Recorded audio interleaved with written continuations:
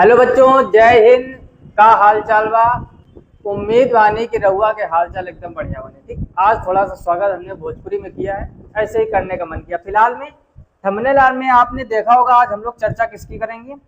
हम लोग ऐसे एक डेरिवेशन की चर्चा करने जा रहे हैं जो गॉस की प्रमेय से संबंधित और साथ ही आपके बोर्ड एग्जाम में 3 नंबर का आता है। ध्यान से समझना। इसके पहले डेरिवेशन जिस तरीके से बड़ी आसानी से हमने आपको सिखाया, ठीक उसी प्रकार आज ये सीखेंगे। मुश्किल से आपको बिल्कुल हल्का सा केवल पावर लगाना है माइंड में और एकदम आसान तरीके से आ जाएगा। जैसे सबसे पहले जो हेडिंग लिखा है, आवेशित चालक के ठीक बाहर वैद्युत क्षेत्र की तीव्रता। मतलब कहने का ये, कोई एक आपको आवेशित चालक होगा ऐसे, ठीक, इसके बाहर आपको कोई बिंदु होगा, मान लो कि इस पर आपको वैद्युत क्षेत्र की तीव्रता निकालनी है। क्लियर। वो बाहर बिंदु आपका इधर भी हो सकता है और इधर भी हो सकता है। इतनी बात समझ गए। यानी उसने मेन बात क्या बोली है कि चालक के बाहर वैद्युत क्षेत्र की तीव्रता निकालनी, तो बाहर इधर भी हो सकता है आपका और इधर भी हो सकता है। इतनी बात समझ में आई या नहीं? क्लियर। तो आज हम लोग इसी को सीखेंगे, बस ध्यान से आप चीजों को समझो, फुल कंसंट्रेट कीजिए। और दूसरी बात, कॉपी पेन लेके बैठ जाइए रोज की तरीके। कॉपी पेन रोज बदल के नहीं लेनी है, जिस दिन जो मनाया उठा लिया, शुरू से नोट्स बनाते हुए चलो। पहला चैप्टर जैसे लिखा था, एक कॉपी बनाओ, उसमें लिख दीजिए फिजिक्स और टारगेट यूपी बोर्ड 95+ लिख दीजिए। जब लिखोगे, जब अपना लक्ष्य निर्धारित करोगे, तभी आप वहां तक पहुंच पाओगे। ठीक, तो वही कॉपी फिजिक्स वाली उठा लीजिए और लिखना चालू कीजिए। अब देखो, थोड़ी थ्योरी समझो यहाँ पर ध्यान से। एक चीज लिखा है, माना अनंत विस्तार की एवं परिमित लघु मोटाई की। सामने आपको फिगर दिख रहा होगा, ये अनंत लंबाई की है या अनंत विस्तार की, परिमित लघु मोटाई की। आप इसकी देख रहे होगे कि ये मोटाई जो इसकी दी गई है निश्चित है। तो परिमित लघु मोटाई की एक धनावेशित समतल चालक प्लेट निर्वात में स्थित है। ये धनावेशित का मतलब आप सामने देख रहे होंगे, इस पर कौन सा चार्ज दिया गया है? Plus charge. तो फिगर से ही थ्योरी लिखी गई है। ठीक, नागिन की धुन बज रही ना, ठीक है ना, क्योंकि हमारा जो कोचिंग सेंटर है रोड के जस्ट पास ही में है। तो जब भी क्या बताएं, समझ जाओ। फिलहाल में समझते हैं ध्यान से। अब क्या करना है, यहाँ पर निर्वात में स्थित। अब देखो हम लोग क्या करेंगे, यहाँ पर थोड़ी थ्योरी और लिखो। यहाँ पर लिखेंगे, माना चालक के ठीक बाहर, चालक के ठीक बाहर एक बिंदु P है, एक बिंदु P है। आप भी साथ साथ लिखते हुए चलो। माना चालक के ठीक बाहर एक बिंदु P, छूट गया क्या, लिख दीजिए। यहाँ एक बिंदु P है जिस पर हमें वैद्युत क्षेत्र की तीव्रता ज्ञात करनी है, जिस पर हमें वैद्युत क्षेत्र की तीव्रता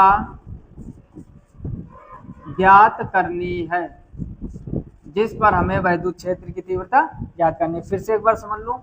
हमने कहा, माना एक अनंत विस्तार की एवं परिमित लघु मोटाई की, जो आपको सामने दिख रहा है, एक धनावेशित समतल चालक प्लेट। और ये कहाँ स्थित है?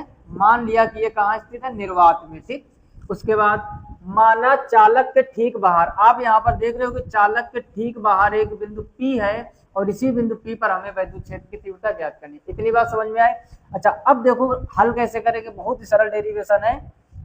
अब यहाँ पर एक चीज समझो, जैसे ही चालक को आप चार्ज दोगे, ध्यान से समझना है एक चीज को, जैसे ही चालक को आप चार्ज दोगे अर्थात आवेश, तो ये इसके पृष्ठ पर फैल जाएगा, यानी इसके अंदर आवेश शून्य होगा।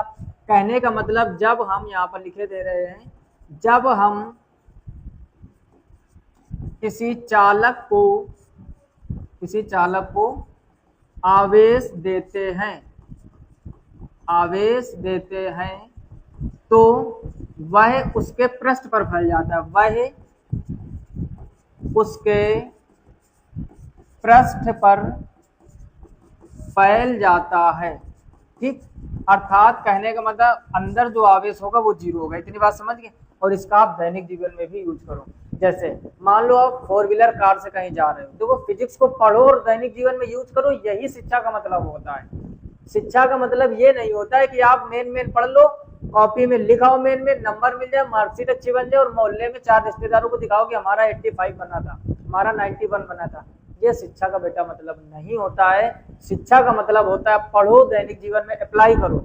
वही इसी वजह से ये सब पढ़ाया लिखाया जाता है। बात समझ में आई या नहीं? कहने का मतलब, जैसे आप रास्ते में जा रहे हो, कोई 4 व्हीलर कार है, अचानक जैसे बरसात का मौसम चल रहा है, अचानक मौसम खराब हो और बिजली कड़के, ऐसी स्थिति में आपको पूरी फिजिक्स का यूज करना है। कैसे करोगे ध्यान से समझो।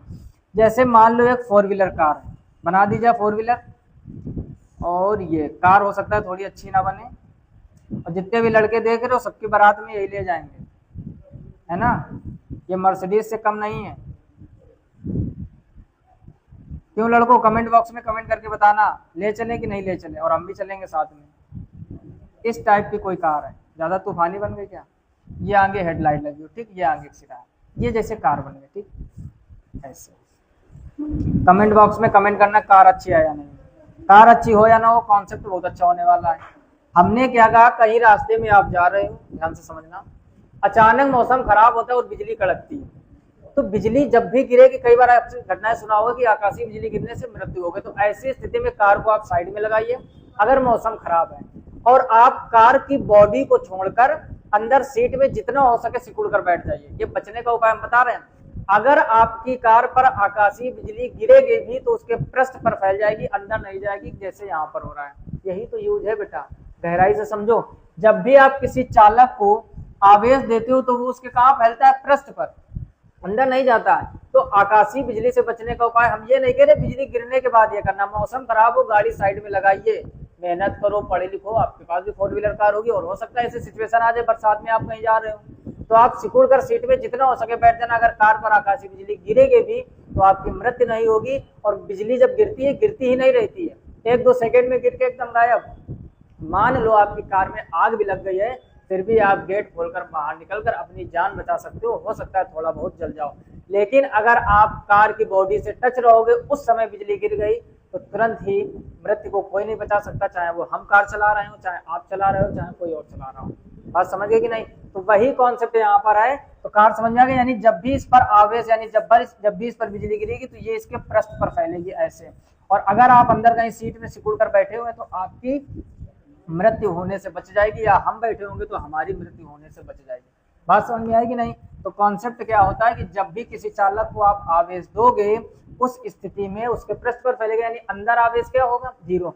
अब यहाँ पर हम लोग निकालेंगे क्या, तीव्रता निकालेंगे। ये मान लिया इधर का सिरा प्लेट 1 मान लिया, इसको प्लेट 2 मान लिया। अब ज्यादा थ्योरी नहीं लिखनी है, थ्योरी से ही केवल नंबर नहीं मिलने, आपको करना क्या है, अब लिखेंगे माना प्लेट 1 के कारण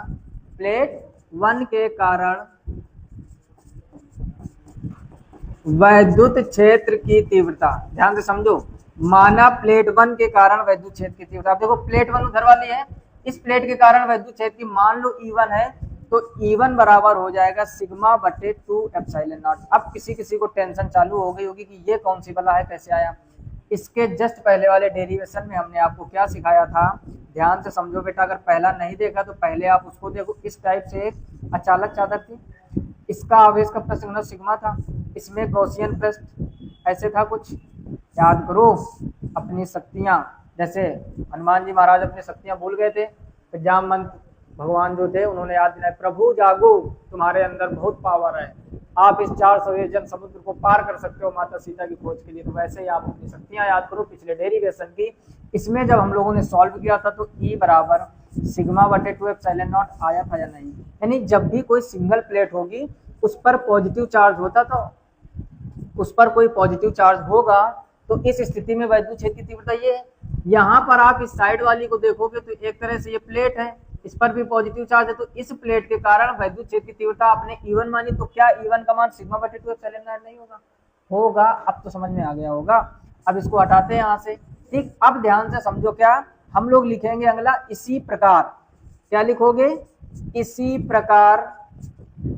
प्रकार प्लेट 2 के कारण, दूसरा पॉइंट क्या लिखोगे, इसी प्रकार यहाँ पर लिखोगे प्लेट 2 के कारण वैद्युत क्षेत्र की तीव्रता, वैद्युत क्षेत्र की तीव्रता। एक चीज और बेटा, आप लोगों से हम सॉरी कहना चाहेंगे या माफी मांगना चाहेंगे, राइटिंग हमारी बहुत खराब है। बचपन से पापा जी ने बहुत सुधारने का प्रयास किया, जल्दी जल्दी लिखने की वजह से हमारी राइटिंग अभी तक नहीं सही हो पाई। जब हम बहुत आराम से लिखेंगे तब बहुत अच्छा लिख पाएंगे। आप अपनी राइटिंग में अपने हिसाब से नोटबुक में नोट करते रहिए, हम साथ में बोलते रहते हैं, और जब स्क्रीनशॉट लीजिए तो थोड़ा एडजस्ट करने का प्रयास कीजिए, ठीक। राइटिंग नहीं सही होती और ज्यादा आराम से लिखेंगे, टाइम बहुत ज्यादा बर्बाद होगा, लिख तो देंगे साफ साफ, लेकिन उससे आपका टाइम बर्बाद होगा और हमारा भी टाइम। क्लियर, समय बहुत कीमती है।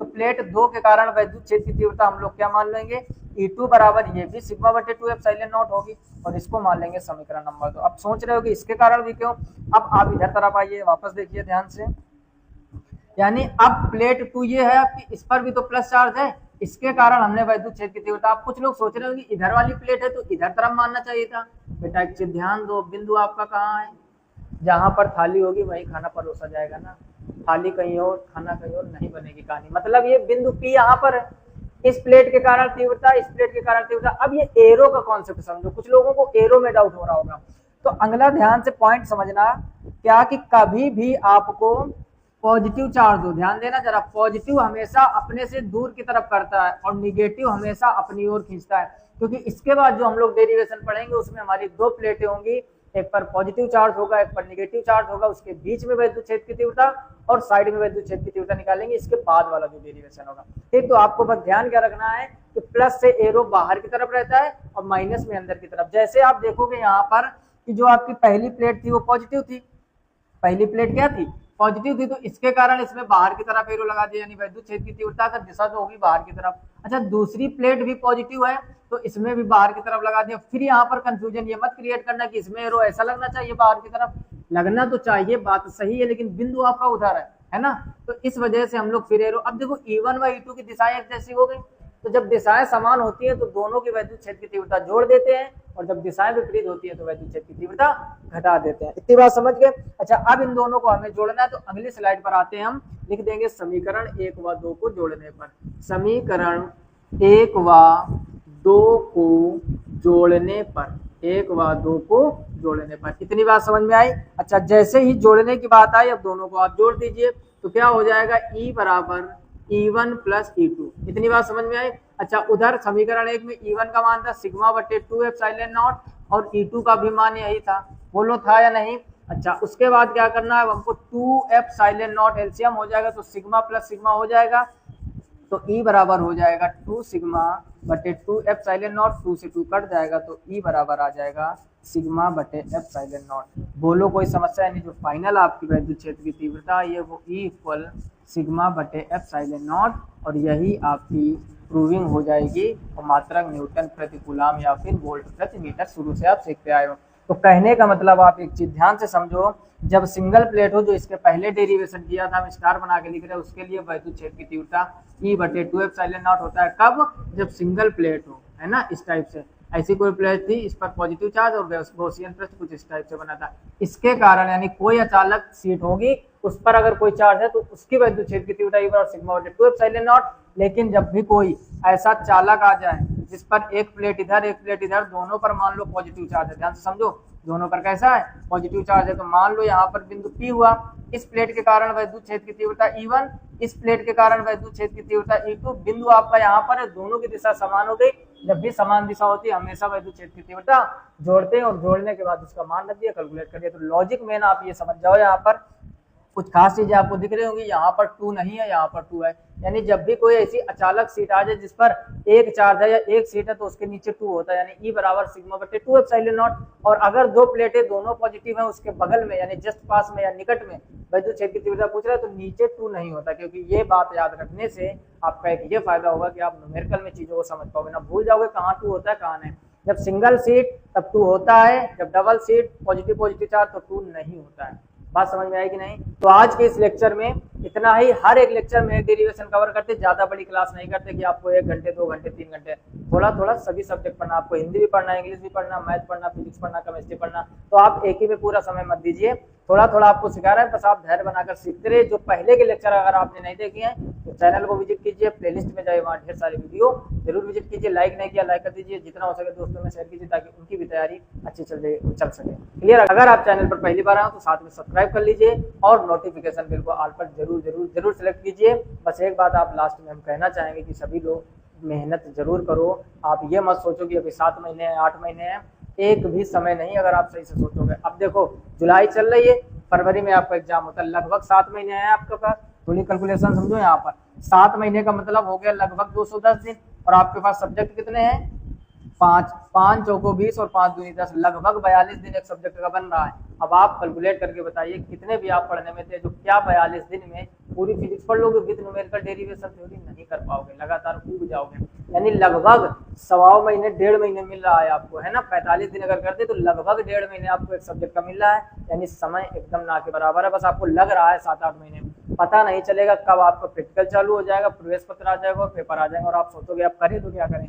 उस स्थिति में बस आप क्वेश्चन बैंक ढूंढोगे, उसमें इंपॉर्टेंट टिक लगवाओगे और अपना फ्यूचर खराब कर लोगे, रिजल्ट भले ही अच्छा बना लो। क्लियर? तो इन चीजों पर विशेष ध्यान देना, आपको समय बचाना है, मेहनत करनी है और पुरानी चीजों को बार बार रिवीजन करते रहना है। दूसरा चैप्टर पढ़ रहा है तो पहले के न्यूमेरिकल रिवीजन कीजिए, थ्योरी रिवीजन कीजिए। इस तरीके से आप पढ़ाई को जोड़ते हुए चलिए, तभी आप वो कर पाओगे जो बाकी लोग नहीं कर पाते। क्षेत्र में टॉपर कितने होते हैं? 2-3, फर्स्ट सेकंड थर्ड रैंक होते हैं। क्षेत्र की बात करते हैं, यूपी की नहीं। तो अगर आपको अपने क्षेत्र में अपना माँ बाप का नाम रोशन करना है, अपना नाम रोशन करना है, और क्षेत्र के तो टॉपर बन ही जाओ यार, कम से कम इतनी मेहनत करो। हम ये नहीं कह रहे, कम से कम जिस स्कूल में पढ़ते हो उसमें पहला स्थान ले आओ, जिस कोचिंग सेंटर में पढ़ते हो उसमें पहला स्थान ले आओ, या फिर अपने क्षेत्र में जो भी आपके क्षेत्र में 300-400-500 स्टूडेंट हो गए उनमें प्रथम स्थान ले आओ। तो माँ बाप को भी तो लगे कि हमने शेर और शेरनी पैदा किया है, नहीं तो वो गीदड़ों वाली बात हो जाएगी। ठीक, बाकी आप समझदार हो। इस वीडियो में इतना ही, मिलते हैं नेक्स्ट वीडियो में, तब तक के लिए जय हिंद।